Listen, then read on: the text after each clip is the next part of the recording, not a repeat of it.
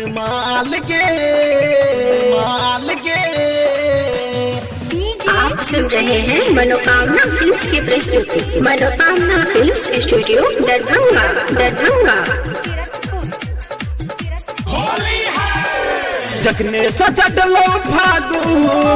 जखने सचटलो फागुन अब गेलो सौसे सोर गेले लाल गे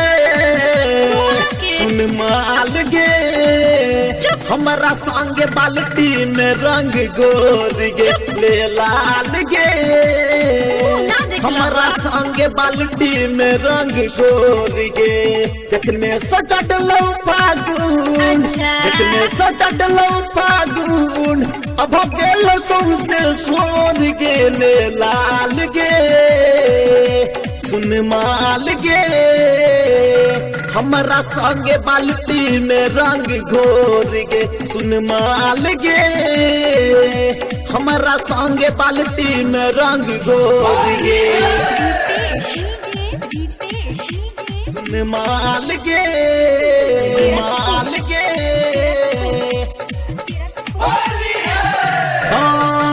फागुन में देख ली चढ़ल उमंग छै भांग खा के बूढ़बो आई लागतौ दबंग छै हाँ फागुन में देख ली चढ़ल उमंग छै भांग खा के बूढ़बो आई लागतौ दबंग छै लगे अबीर हाथे में आगबै जोगिरा बेजोर गेले लाल गे सुन माल गे हमारा संगे बाल्टी में रंग घोर गे सुन माल गे हमारा संगे बाल्टी में रंग घोर गे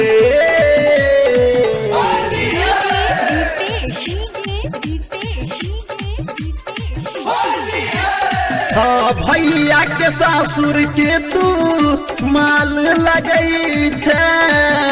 हमर पिचकारी दिस तू हंस का देखई छे हाँ भैया के सासुर के तू माल लगई छे हमर पिचकारी दिस तू हंस का देखई छे जे तो भीतर तक जेतो भीतर तक रंग भजे तो करे लाल लाल गे सुन माल गे हमारा संगे बाल्टी में रंग घोर गे ले लाल गे हमारा संगे बाल्टी में रंग घोर गे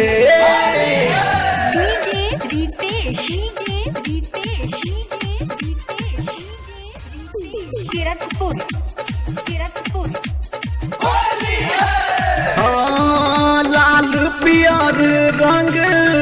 लेने बिरांजन लिखने छो गीत सुन ले